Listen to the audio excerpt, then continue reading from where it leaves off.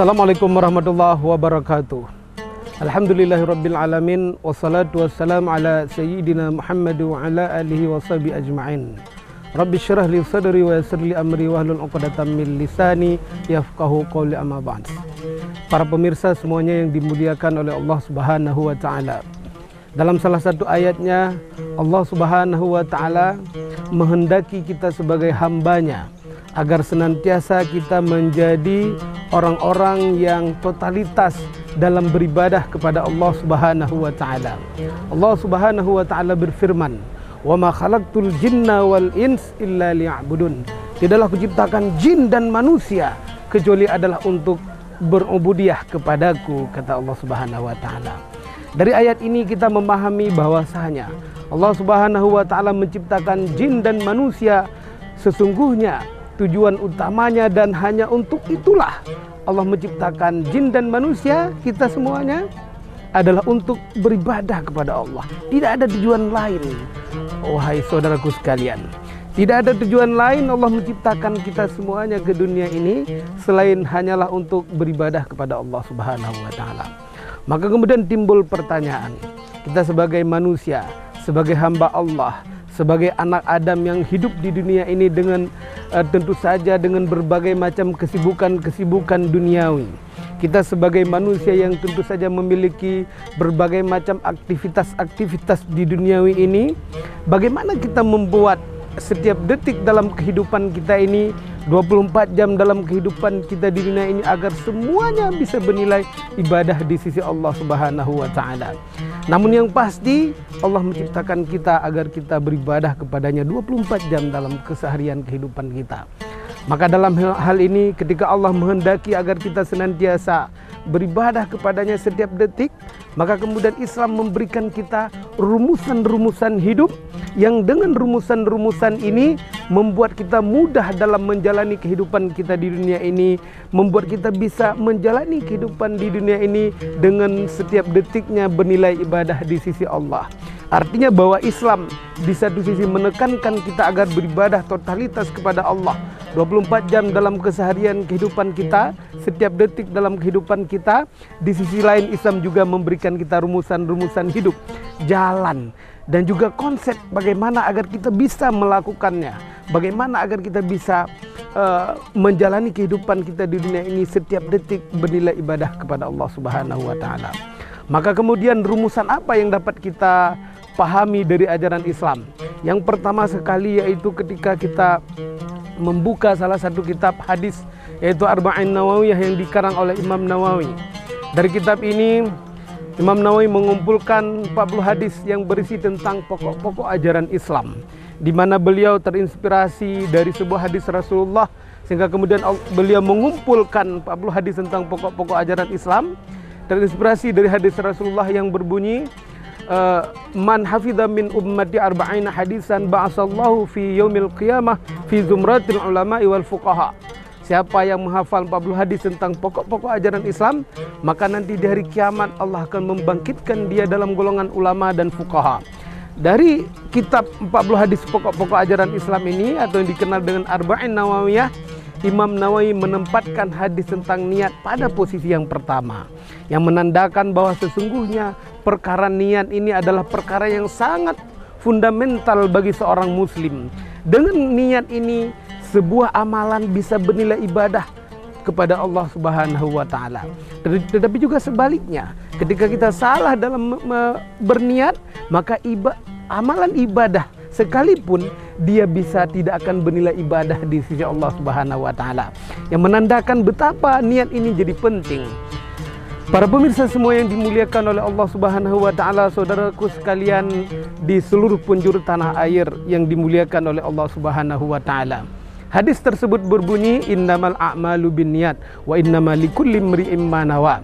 Yang hadis ini tentu mungkin sudah sama-sama kita hafal, yang artinya sesungguhnya segala pekerjaan itu tergantung kepada niat. Kan? Innamal a'malu binniyat wa innamal likulli imri'in ma nawa. Seseorang itu akan mendapatkan apa yang dia niatkan. Kan? Artinya bahwa dalam kehidupan kita di dunia ini, kalau kita melakukan aktivitas-aktivitas yang dia terkesan sebagai duniawi, itu akan bernilai ibadah di sisi Allah seandainya niat kita itu karena Allah. Jadi bukan sekedar saja kita niat dalam konteks ibadah mahdhah, semata-mata ibadah seperti sholat, puasa dan sebagainya.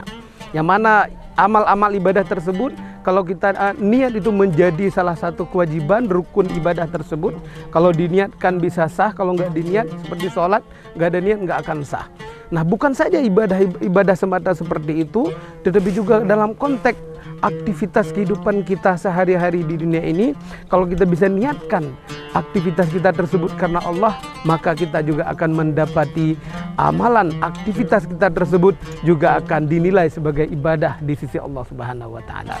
Kita sebagai kepala rumah tangga misalnya, kita keluar di pagi hari dari rumah kita keluar ke rumah kita, ke tempat kerja kita, mencari nafkah, mencari sesuap nasi yang untuk kita berikan kepada anak dan istri kita. Seandainya ketika kita keluar dari rumah kita niat bahwa kita bekerja ini karena Allah untuk menafkahi anak dan istri kita, maka kita pasti akan mendapati setiap detik yang kita jalani ini sebagai sesuatu amalan yang bernilai ibadah di sisi Allah Subhanahu wa taala. Kita pergi pagi pulang sore, dari pagi sampai sore ini akan dicatat sebagai ibadah oleh Allah Subhanahu wa taala.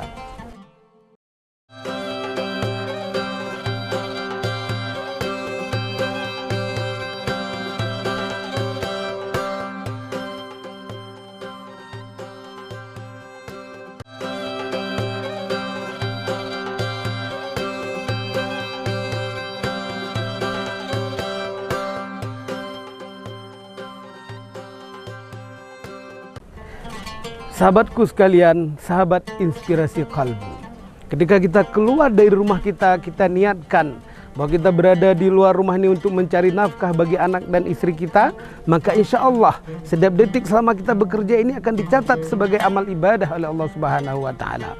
Apalagi juga Rasulullah menegaskan bahwa siapa saja laki-laki, seorang ayah, seorang suami yang dia pulang ke rumahnya membawa peluh keringat dari rasa lelah dia bekerja di luar rumah untuk menafkahi anak istrinya, maka setiap peluh keringat ini akan menjauhkan dia dari api neraka. Subhanallah. Para sahabat inspirasi semua yang dimuliakan oleh Allah Subhanahu wa taala, selain itu, selain pentingnya kita niat, luruskan niat karena Allah.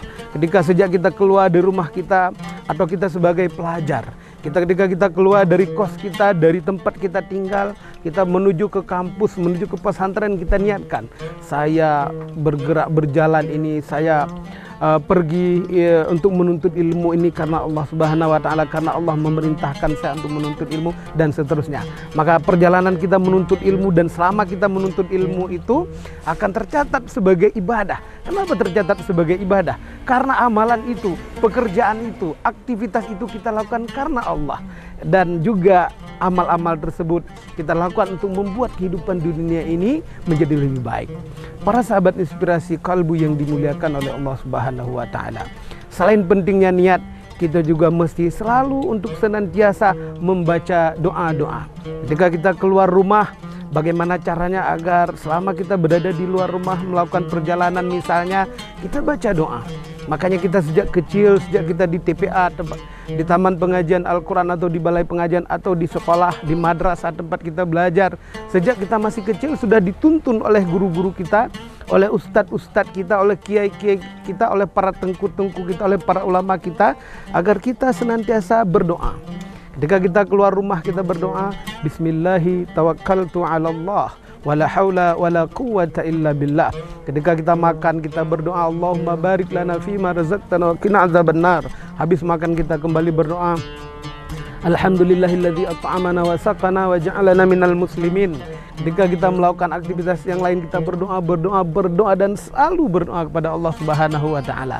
Maka insya Allah setiap detik yang kita jalani itu akan bernilai ibadah. Ketika kita tidur kita kembali berdoa kepada Allah, Bismika Allahumma ahya wa bismika amun. Apalagi sebelum itu kita sudah membaca ayat-ayat Al-Quran, memaafkan dosa-dosa orang lain, maka tidur kita itu pun akan bernilai ibadah di sisi Allah Subhanahu wa taala. Coba bayangkan dengan rumusan itu tadi, dengan rumusan niat karena Allah, dengan rumusan kita senantiasa berdoa kepada Allah, dengan doa-doa pendek yang sudah diajarkan kepada kita, maka setiap detik yang kita jalani itu berpeluang menjadi amal ibadah di sisi Allah Subhanahu wa Ta'ala. Maka hadirin sahabat Inspirasi Qalbu yang dimuliakan oleh Allah Subhanahu wa Ta'ala, jangan kita sia-siakan peluang dan kesempatan bagaimana kita mengubah setiap detik yang kita jalani ini menjadi amal ibadah di sisi Allah Subhanahu wa Ta'ala. Dan tentu saja para pemirsa sahabat Inspirasi Qalbu yang dimuliakan oleh Allah Subhanahu wa Ta'ala, banyak doa-doa lain yang bisa kita baca. Doa ketika kita masuk kamar mandi, keluar kamar mandi, doa belajar, doa ketika kita mau melakukan perjalanan, doa ketika cuaca lagi mendung dan sebagainya, doa ketika kita masuk masjid, doa kita keluar masjid, doa kita mau belajar, dan banyak sekali doa-doa yang lain. Minimal sekali kita membaca Bismillah. Nah, para pemirsa sahabat Inspirasi Qalbu yang dimuliakan oleh Allah Subhanahu wa Ta'ala, selama hati kita senantiasa lurus niat karena Allah Subhanahu wa Ta'ala, dan selama kita mau senantiasa berdoa kepada Allah dalam kita menjalani aktivitas kehidupan kita di dunia ini, maka insya Allah peluang aktivitas kita itu menjadi amal ibadah di sisi Allah itu sangat terbuka lebar. Coba bayangkan ketika kita tadi sudah niat karena Allah, lalu kemudian kita berdoa, kita berada di luar rumah kita, ada yang pekerjaannya sebagai guru, sebagai petani, sebagai nelayan, sebagai PNS, TNI, Polri dan sebagainya. Dan kemudian dia meniatkan aktivitasnya itu karena Allah, lalu kemudian dia istiqomah untuk menjaga aturan-aturan Allah Subhanahu wa Ta'ala dalam aktivitasnya. Kalaupun kemudian dia meninggal dalam dia melakukan aktivitasnya tersebut, maka insya Allah meninggalnya akan berada dalam husnul khatimah, akhir yang baik. Nah, para pemirsa sahabat Inspirasi Qalbu yang dimuliakan oleh Allah Subhanahu wa Ta'ala, selain itu juga penting, selain bagaimana kita mengubah setiap aktivitas kita bernilai ibadah di sisi Allah, penting juga untuk kita agar senantiasa untuk mengiringi kebaikan dengan keburukan. Apa maksud mengiringi kebaikan dengan keburukan?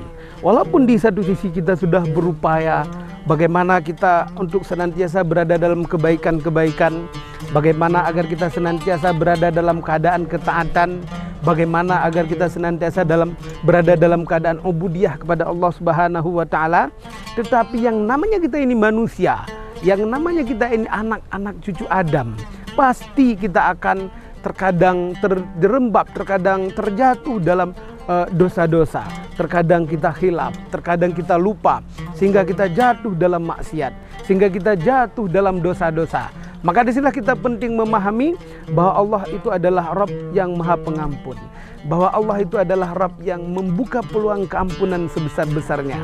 Maka tugas kita, kalau kemudian kita sudah taat, sudah niat karena Allah, membaca doa, mengerjakan ibadah-ibadah, ketika kemudian kita jatuh dalam dosa, tugas kita berikutnya adalah mengiringi kebaikan, mengiringi keburukan dengan kebaikan.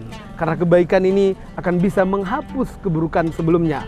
Wa atba'is sayyi'atal hasanata tamhuha, kata Rasulullah. Sertailah keburukan dengan kebaikan, karena kebaikan ini akan bisa menghapus keburukan sebelumnya.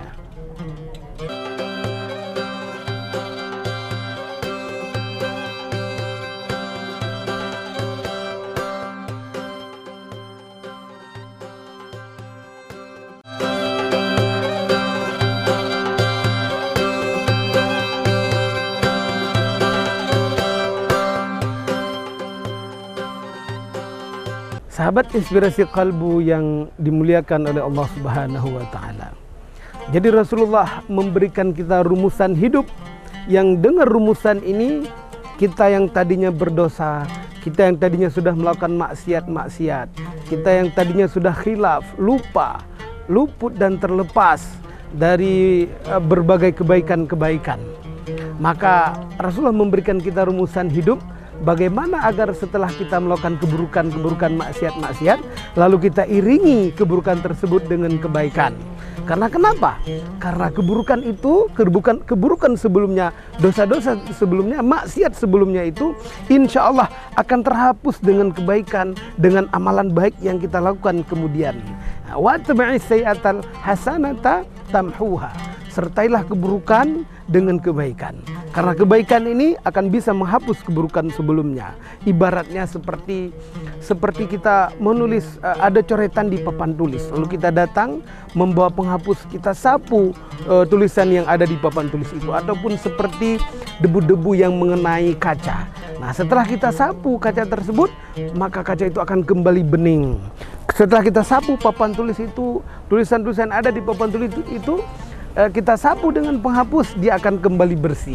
Begitu juga dengan manusia yang kadangkala dia mungkin terjebak melakukan dosa-dosa, maka ketika kita kemudian mengiringi keburukan dosa dan maksiat ini dengan kebaikan, dengan amal baik, maka amal baik ini akan menghapus keburukan sebelumnya. Ini adalah rumusan hidup.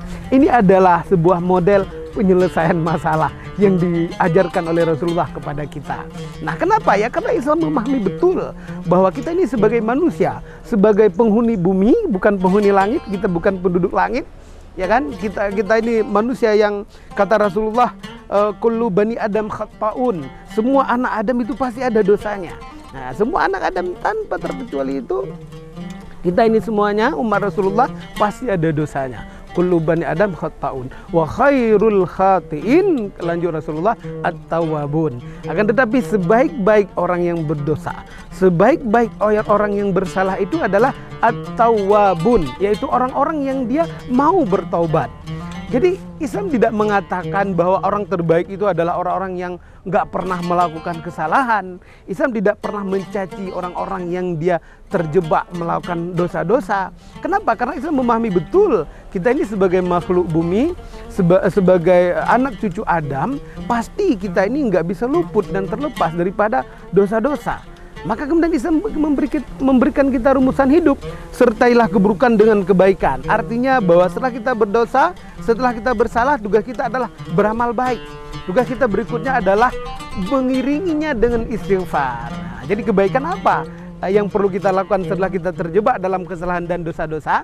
Yang pertama itu yaitu istighfar. Astaghfirullahaladzim, astaghfirullahaladzim, astaghfirullahaladzim. Yang kalau kita baca dari penjelasan hadis-hadis Rasulullah, penjelasan para ulama berkaitan dengan istighfar ini, banyak sekali keutamaan istighfar ini. Orang-orang yang dia mau beristighfar, maka Allah akan ampuni dosa-dosa dia yang telah dia kerjakan sebelumnya. Subhanallah.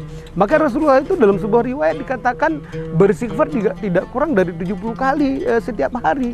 Beliau yang sudah dijamin masuk surga, maka kita sebagai umatnya ya harus lebih banyak lagi beristighfar.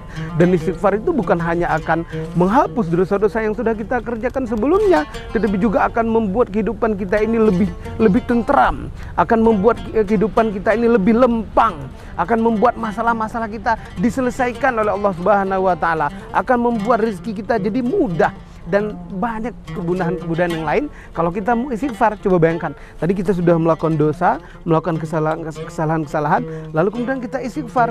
Nah, ternyata istighfar ini bukan hanya akan mengampuni dosa-dosa kita sebelumnya, tapi istighfar ini juga akan menuntun kita kepada arah kebaikan.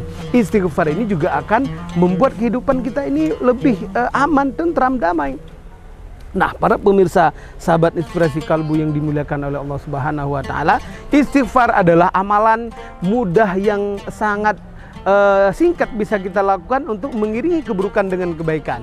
Nah, selain itu juga terdapat amalan-amalan yang lain yang bisa menghapus dosa-dosa kita sebelumnya. Bersedekah, menolong orang lain, berbicara kebaikan-kebaikan, melakukan sholat, termasuk dengan wudhu, mengambil air sembahyang. Untuk itu dalam penjelasan para ulama di sejumlah kitab itu dijelaskan bahwa dengan setiap kali kita berwudu itu maka dosa-dosa kita itu akan berguguran, dosa-dosa kecil tentu saja. Jadi kita wudu bisa dosa-dosa kita bisa dihapus oleh Allah Subhanahu wa taala, bersedekah dosa-dosa kita dihapus oleh Allah Subhanahu wa taala. Begitu juga dengan amalan-amalan yang lain, apalagi salat.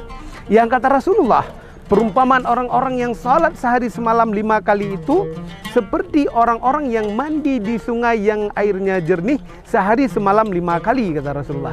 Jadi salat yang kita kerjakan sehari semalam 5 kali itu mulai subuh, zuhur, asar, isya dan juga maghrib dan isya, itu kata Rasulullah umpamanya seperti orang yang mandi di sungai yang airnya jernih sehari semalam 5 kali. Apa maksudnya? Ditanya oleh Rasulullah kepada para sahabatnya, apakah orang-orang yang mandi di sungai sehari semalam 5 kali itu masih tetap akan kotor badannya? Lalu kemudian dijawab oleh para sahabat, Tentu tidak ya Rasulullah. Bagaimana mungkin orang yang mandi di sungai sehari semalam 5 kali tetap akan kotor badannya? Pasti dia akan menjadi orang yang bersih badannya. Ya karena 5 kali mandinya. Kita ini mungkin selama ini mandi 2 kali ya paling banyak, atau sekali gitu kan, atau paling bentar 3 kali.